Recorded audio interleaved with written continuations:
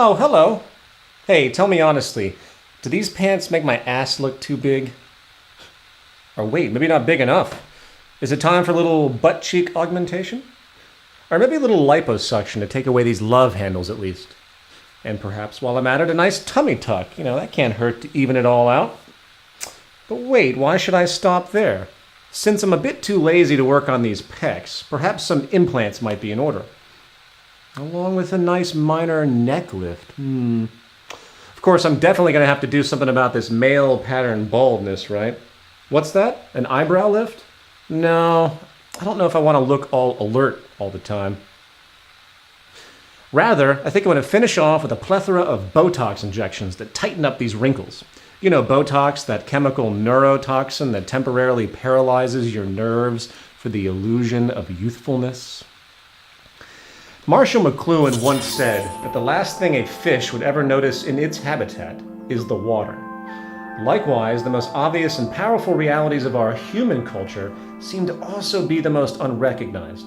And it is only when we take pause, often at the risk of social alienation, to question the foundational principles and ideas to which our lives are oriented, does a dark truth about our supposed normality become more clear. Today we live in an ocean with enormous waves of status obsession, materialism, vanity, ego, and consumerism.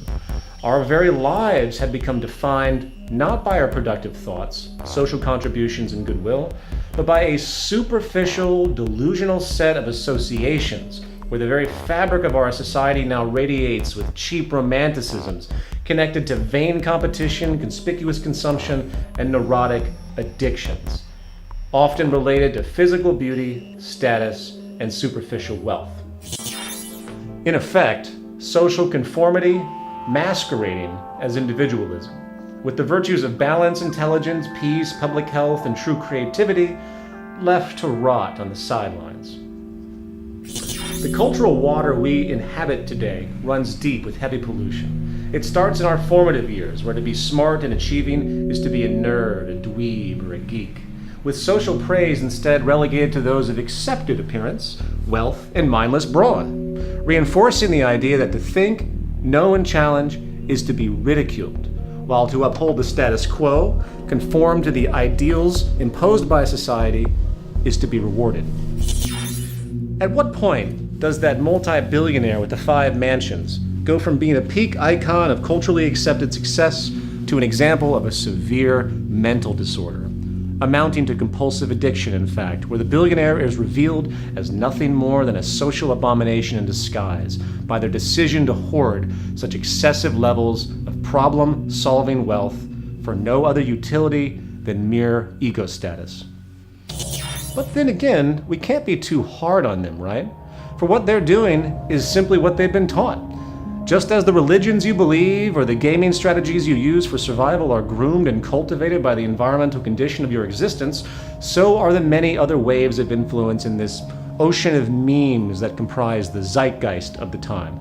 So maybe we should start to question what it is we are actually trying to accomplish rather than complain, and look at the social normalities of progress and success as they exist. And I don't know about you, but I'm beginning to suspect that the new commercial lifestyle that has been touted by economists and historians as some marvel of human social development is actually a hidden form of retardation, an unseen manifest value distortion that is making us sick, antisocial, increasingly vain, ecologically indifferent, and perhaps more and more malleable for the controlling factions of our society itself. Maybe, just maybe, our modern cultural strives for so-called success itself are in fact not symptoms of social progress at all, but symptoms of a culture in decline.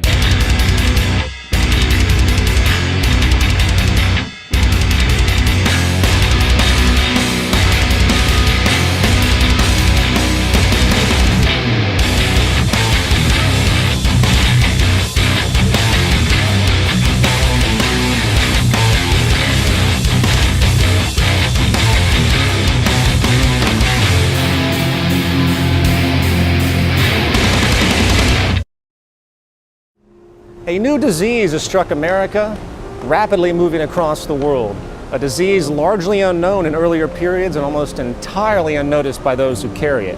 A disease spread not by a physical virus or genetic predisposition, but through cultural memes, ideas which are in fact infecting minds, growing and mutating in various strains, inhibiting the mental well-being of many. It's called CVD, Consumption Vanity Disorder. It's a plague of modern society which not only pollutes the minds and values of those infected, it is also turning our world into a cesspool of mini-malls and self-image disorders, wasteful materialism, and belligerent social transgressions. So I've been working with these girls for a few years now. What many don't know about CVD is that many substrains or mutations have occurred. These women here suffer from HGS, or hot girl syndrome. So I see we have a few new faces here. Would anyone like to introduce themselves? I moved to Los Angeles a couple of years ago, and I started noticing weird changes happening to my body. Like my skirt started getting shorter and shorter, and I started spending more and more on cosmetics and heels and like cheap jewelry. And then the Botox injections started. And I just couldn't stop. My lips got more and more pouty. And by the second or third buttock augmentation, I was looping DVD reruns of America's Next Top Model and Extreme Makeover 24/7, dating one hot football star douchebag after the other. And the next thing I knew, I was on the cover of Vogue. It's okay, honey. I was on the cover of Vogue, too.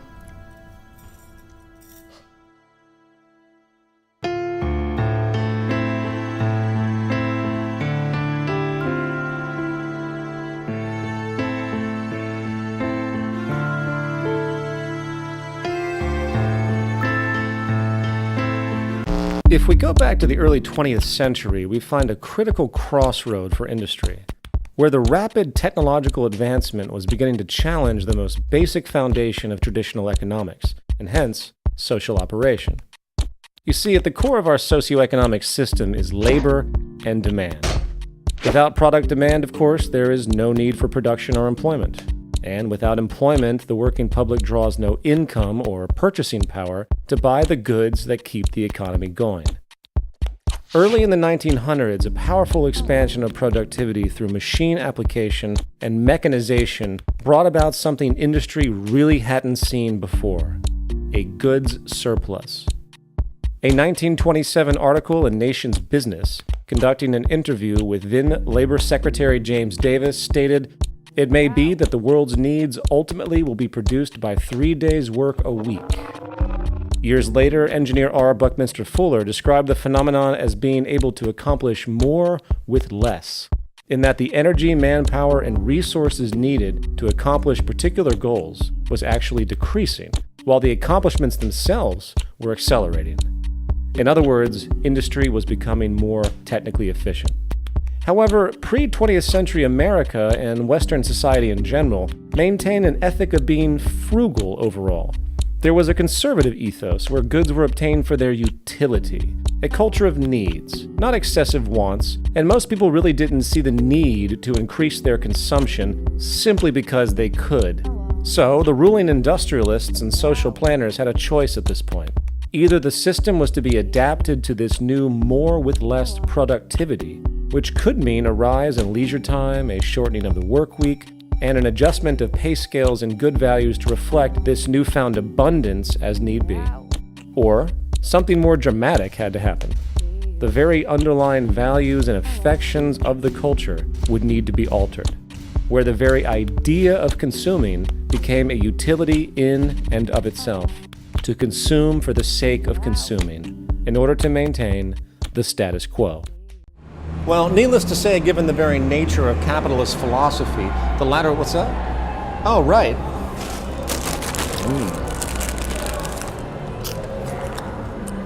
Well, Needless to say, given the very nature of capitalist philosophy, the latter idea was deemed to be the only rational option. The current ruling ethic of ever-increasing profit and gain by industry could not be compromised. So the alternative idea of working toward an abundance to meet human needs, enabling perhaps a level of personal freedom never before seen, maybe even flourishing a new period of enlightenment for human existence, was rapidly cock-blocked by the interests of the ownership class.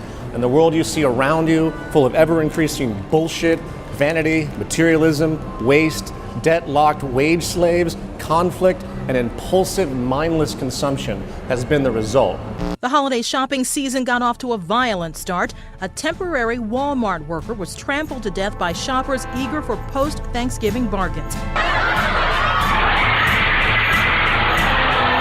The mad dash into a Walmart store knocked shoppers to the ground near Grand Rapids, Michigan at 5 in the morning. Despite several people falling to the ground, shoppers charged ahead. Daryl, push for the Marquita, we'll stab one of you mother...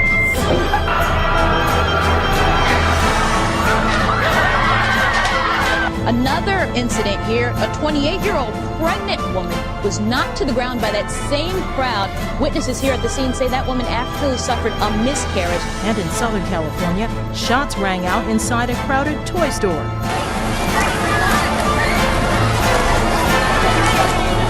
They say that a woman sprayed fellow shoppers. This actually happened with pepper spray. Meanwhile, those who knew Damore call his death senseless. They act like animals. Just to buy something for $5, save $5, they actually murdered this guy. How long have you been out here? I've been out here 3 days. In your own words, what brings you here? TVs. My kid wants the what they wanted an iPad, I believe, the Samsung. But what happened was that they don't sell on that half price. That's too bad. So, a lot of pushing and shoving happens in the stores. I remember seeing some stuff on the news. Have you ever had that experience before? Not on Black Friday at a music concert, but I know how it feels, so I'm prepared. So you're ready to push people back? Pretty much. What do you think of this kind of like impulsive sort of consumerism that gets really forceful sometimes? I don't know. I feel like it's going to be a lot of stress for everybody. Meet Eddie Bernays. He is considered the father of modern advertising. Most famous for turning the largely abhorred word propaganda into the fluffy, warm euphemism public relations, Bernays haphazardly took popular ideas from Freudian psychoanalysis and began to apply them to advertising campaigns.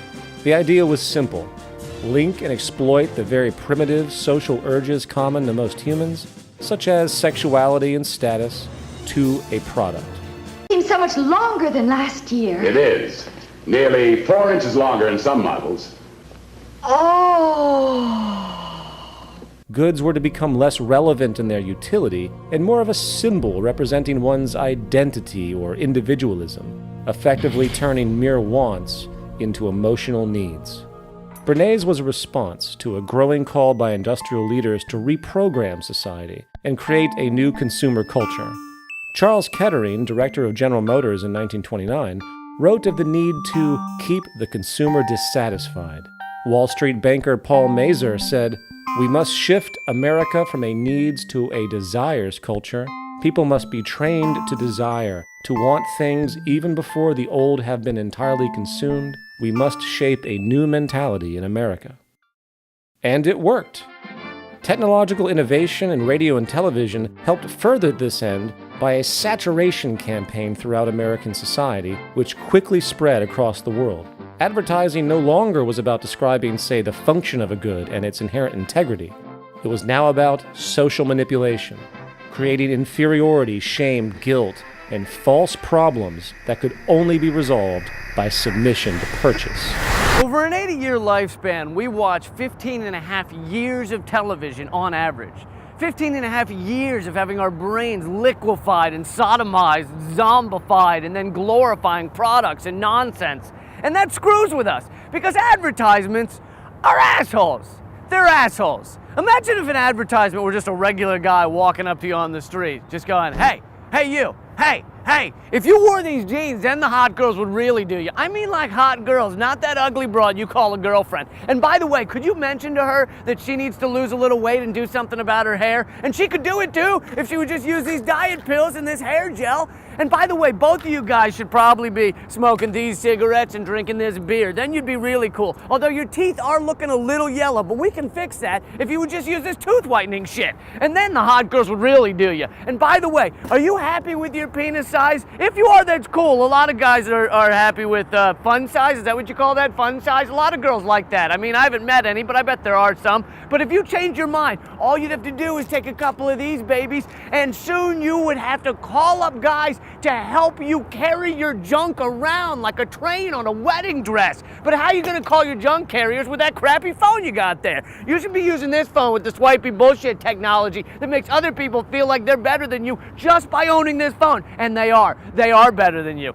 Oh my God, all this stuff you need and don't have is making me anxious. Is it making you anxious? Is it? Is it? Is it? Are you anxious now? Are you? Are you? Are you? Well, then all you'd have to do is take a couple of these, and in 2 weeks' time, you would feel better than anything. Plus, bonus side effect, these pills also make your ass hair shiny and more manageable with extra bounce. Anyway, I gotta go, because your girlfriend just decided she looks pretty good in a vintage dress, and I gotta turn that around quick before she stops taking the Ambien Prozac cocktail I gave her, and then she'll stop shopping continuously in order to fill the void created by self-hatred, created by me.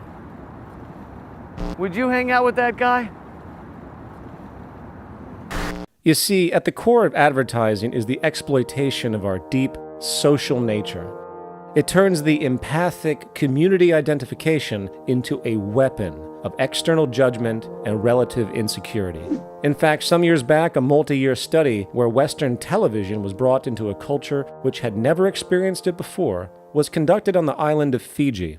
By the end of the observation period, the effect of materialistic values and vanity took a powerful toll. A relevant percentage of young women, for example, who prior had embraced a style of healthy weight and full features, became obsessed with being thin. Eating disorders, which were virtually unheard of in this culture, began to spread, and women specifically were transformed. But let's return to our history lesson. This vanity, materialism, and obsessive consumption neuroses, as powerful as it is, was not quite enough to ensure the stability of the capitalist religion and the ongoing benefit to the ownership class priests. The engineering of consent through advertising aside, the technological age brought another nasty problem for business: increased product efficiency. Not only was production moving faster than traditional consumption, the actual quality of individual goods were increasing as well, due to scientific advancements in design, making needed repeat purchases increasingly less common. Well, this was no good. Remember, the core driver of labor, profit, and consumption, hence the core driver of our economy in general, is scarcity and inefficiency. In fact, the enemy of the market economy has always been competency, and the better and long-lasting a good is, the worse it is for industry. So the water broke and planned obsolescence was born. In 1932, industrialist Bernard London propagated a pamphlet entitled Ending the Depression Through Planned Obsolescence, where the idea of universally making poor goods to generate more labor demand and growth seemed logical. Some even wanted to make it mandatory for all industries, legally, where life cycles were decided not by the natural state of technological ability, but by the mere ongoing need for labor and increased consumption. In fact, the most notable historical example of this period was the Phoebus light bulb cartel of the 1930s, where in a time where light bulbs were able to last up to about 25,000 hours, the cartel forced each company to restrict light bulb life to a mere 1,000 hours to assure repeat purchases. And in time, this eventually became the strategic approach for all industries. And if you were to sit down and compare the true efficiency possible today to what we're actually doing to keep this waste and deprivation machine going, you would puke in your soup at the lost possibilities. And the final component to note here relates to the problem of purchasing power itself. A fail-safe was needed to ensure monetary circulation and so-called growth, even if the purchasing parties didn't have it. Well, welcome to credit expansion. credit access has been, in reality, the core driver of economic growth in the West for a very long time. And a quick glance at the private and public debt today globally shows that it is not an anomaly for a person or country to live far beyond its financial means. It is indeed the set fashion.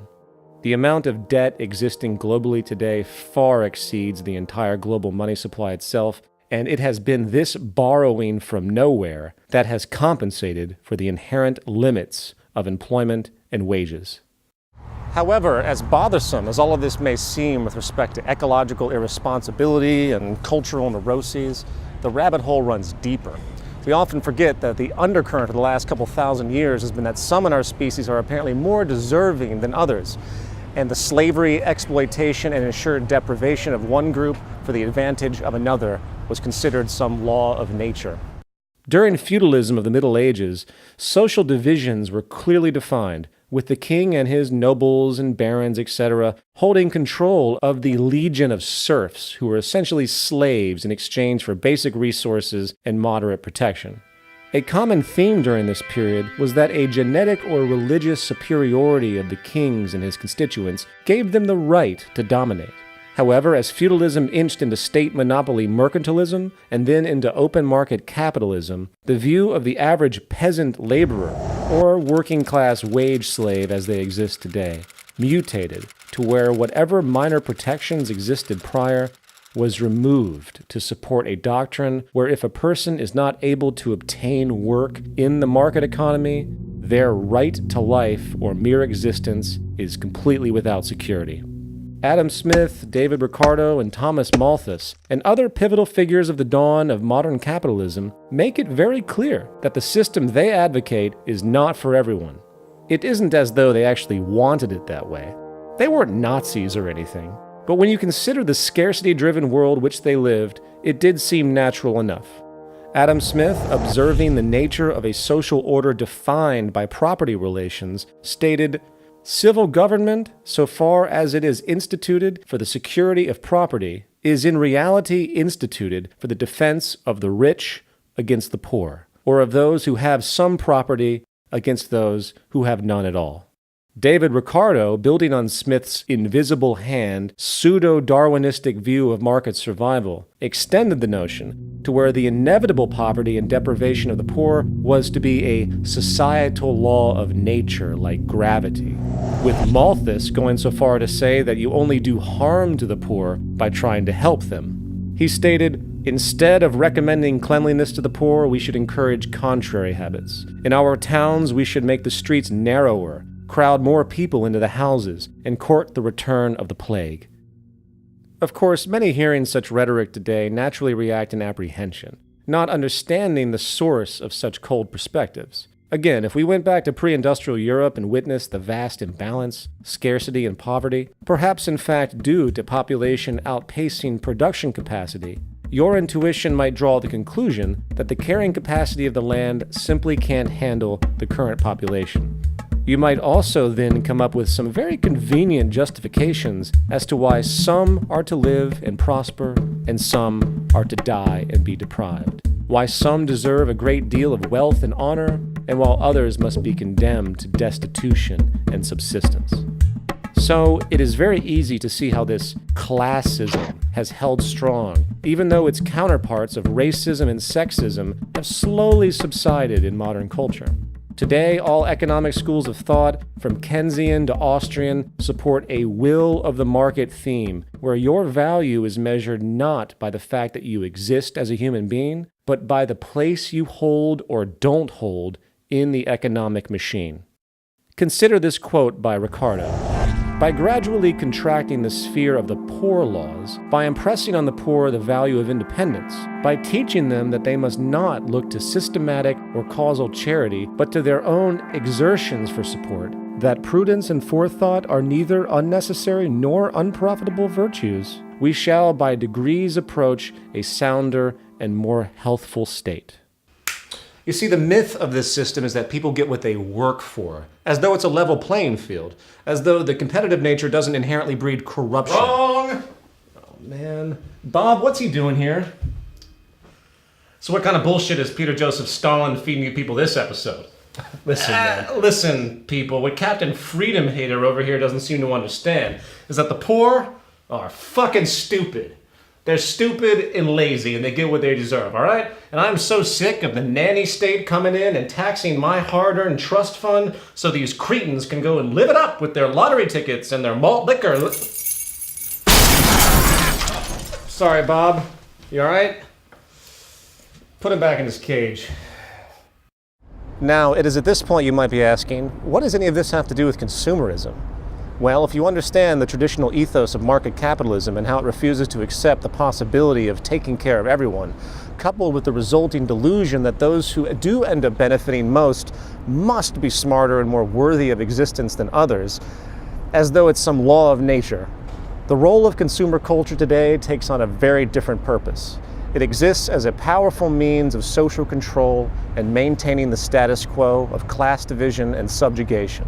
It helps perpetuate a trend that has been around for a long time, since the age of ordained kings who were destined to rule over and exploit the weak masses.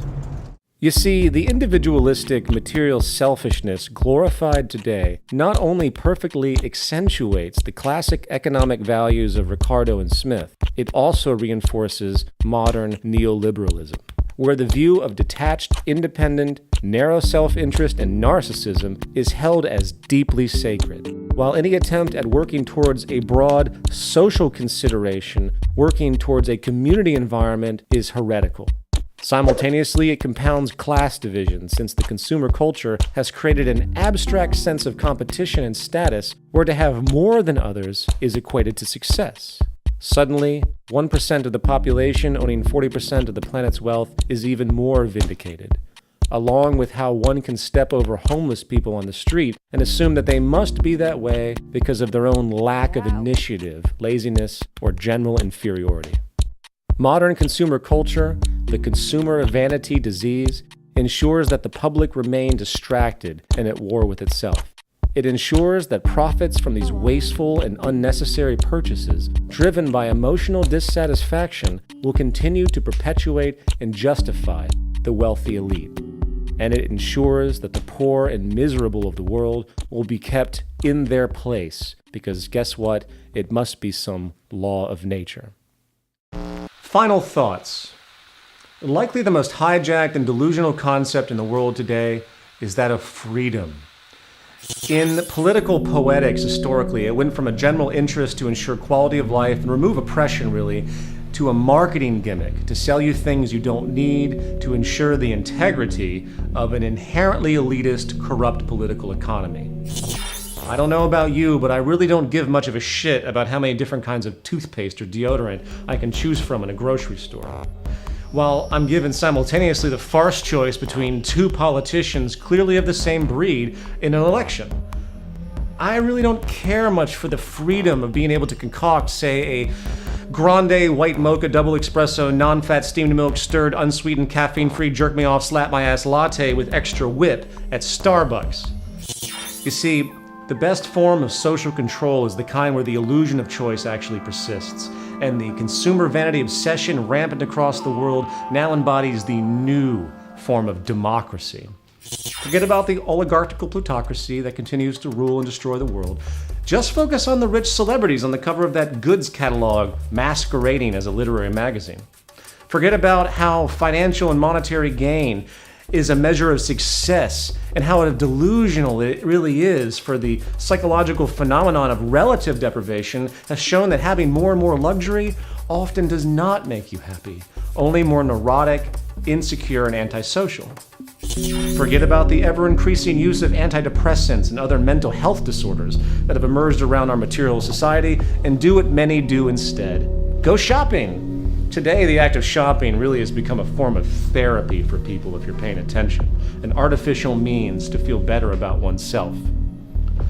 And forget about the reality that the greatest lie behind the political system is that there can exist political equality in the wake of perpetual economic inequality. The fact is, the toxic condition that we have created around this new materialistic freedom is at the root of the vast waste of not only the Earth's resources, but the vast waste of human potential and human integrity itself. The more you own, the more you're owned. And as an aside, everyone's beautiful when they smile. Sorry, ladies and gentlemen, I'm late for my pedicure. So until next time, keep those eyes glued to the worst yet greatest reality show of all time. My name is Peter Joseph, and I, like you, am an agent and victim of a culture in decline.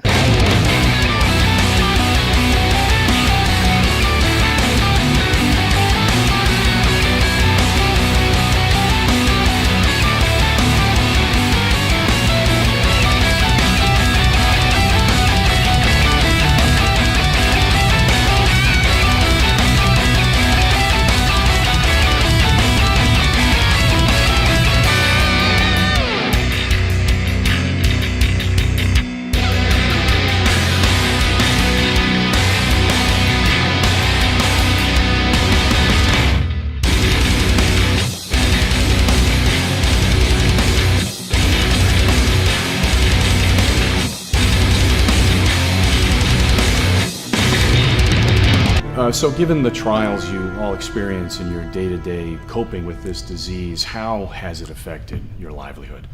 Why don't we start with you? What are you doing for work? Porn. Porn. Victoria's Secret model. Porn. Louis Vuitton model. Porn. Guest model. Porn. American Apparel model. Okay, porn.